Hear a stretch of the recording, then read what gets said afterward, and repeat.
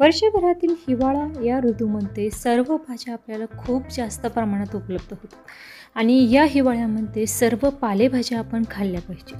या सर्व पालेभाज्या आपण जेव्हा खातो तेव्हा सर्व प्रकारची पोषण तत्व आपल्या शरीराला मिळतात आणि आपण रोज एक पालेभाजीचा किंवा भाजीचा एक नवीन प्रकार पाहत आहोत.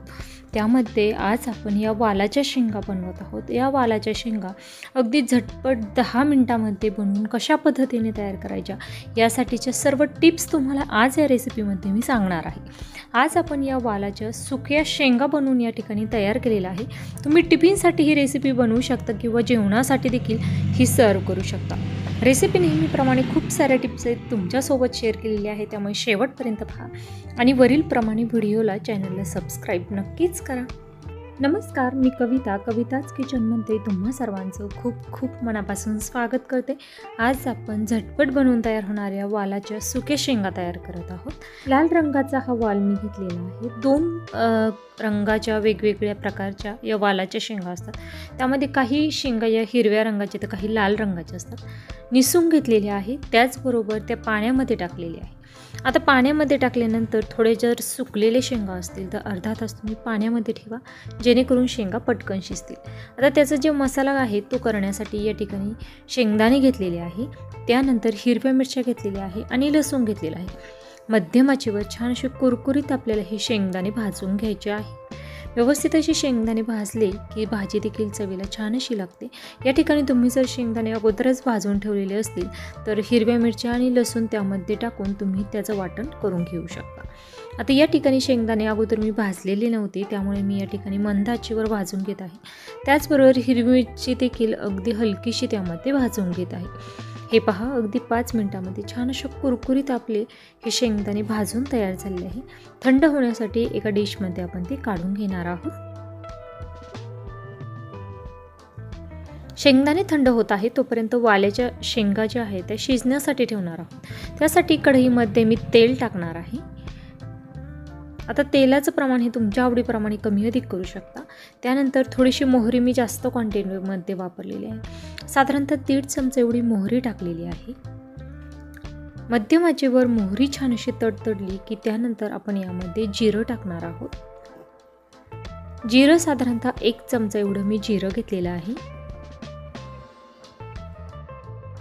जिरं व्यवस्थित तेलामध्ये फुललं की भाजी चवीला खूप छान अशी लागते, त्यामुळे जिरं छान असं तळून घ्या. त्यानंतर कढीपत्त्याची 8 ते 10 पानं टाकलेली आहे. कढीपत्ता देखील व्यवस्थित असा तळून झाल्यानंतर त्यामध्ये आपण धना पावडर टाकणार आहोत. आता वालाच्या शेंगा बनवण्यासाठी धना पावडर थोडीशी जास्त क्वांटिटीमध्ये टाका, त्यामुळे एक मोठ्या साईजचा चमचा मी 1 चमचा भरून एवढी धना पावडर टाकलेली आहे. हळद पावडर देखील थोडीशी जास्त टाकणार आहे, पाव चमचापेक्षा थोडीशी जास्त टाकलेली आहे. आणि हळद आणि धना पावडर तेलामध्ये व्यवस्थित अशी तळून घ्यायची. त्यानंतर आपण ज्या स्वच्छ धुवून घेतलेल्या वालाच्या शेंगा आहे ना, त्या शेंगा यामध्ये टाकायच्या. शक्यतो वालाच्या शेंगा भाजीसाठी वापरण्यासाठी शक्यतो फ्रेशच वापरा, कारण ताज्या ज्या वालाच्या शेंगा असतात त्या चवीला खूप छान अशा लागतात. त्यामुळे वालाच्या शेंगा तुम्ही आणल्यानंतर शक्यतो लगेचच ताज्या करा, जेणेकरून त्या चवीला अतिशय छान अशा लागतील.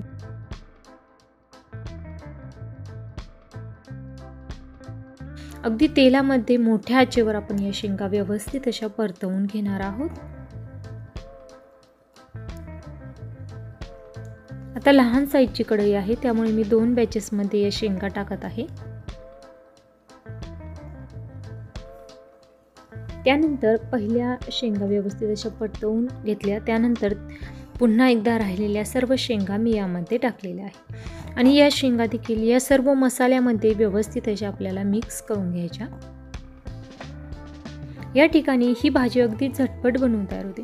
अवघ्या 5 ते 10 मिनिटांमध्ये ही भाजी बनवून तयार होते. तुम्ही जर शेंगा आदल्या दिवशी निसून ठेवल्या तर सकाळी लहान मुलांना टिफिनला देण्यासाठी देखील अगदी झटपट बनवून तयार करू शकता.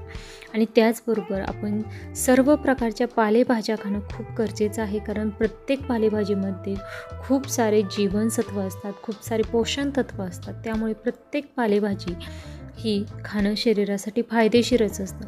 आणि कोणतीही पालेभाजी असेल किंवा फळभाजी असेल, आपण जर ती करताना अगदी चवीला छान अशी तयार केली तर लहानांपासून मोठ्यांपर्यंत सर्वजण आवडीने खातील.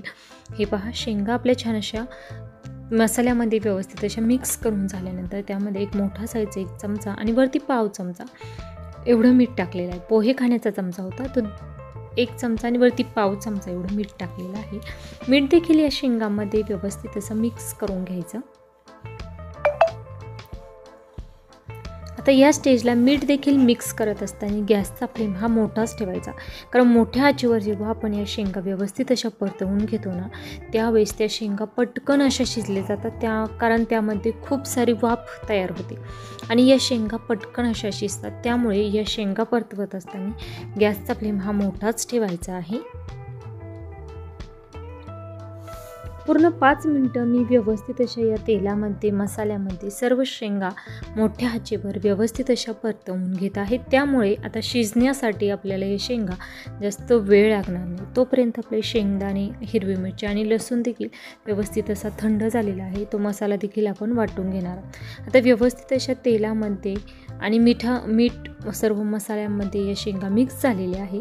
आता आपण झाकण ठेवून या शेंगा अगदी मंद आचेवर व्यवस्थित अशा शिजवून घेणार आहोत. आता या शेंगा आपण झाकण ठेवून 5 मिनटं शिजवून घेतल्यानंतर त्यामध्ये हा शेंगदाण्याचा कूट टाकलेला आहे आणि त्यानंतर व्यवस्थित मिक्स करून झाकण ठेवलेलं होतं आणि शेंगामध्ये हा कूट देखील व्यवस्थित असे शिजवून घेतलेलं.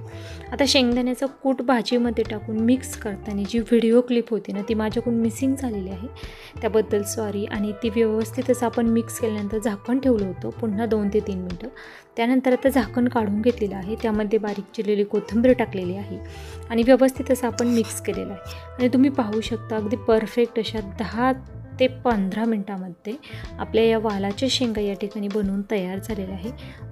गरमागरम या वालाच्या शेंगाच्या भाकरीसोबत देखील खूप छान अशा लागतात. त्याचबरोबर लहान मुलांच्या टिफिनला जरी या वालाच्या शेंगा दिल्या ना, तरी मुले देखील अगदी आवडीने खातील.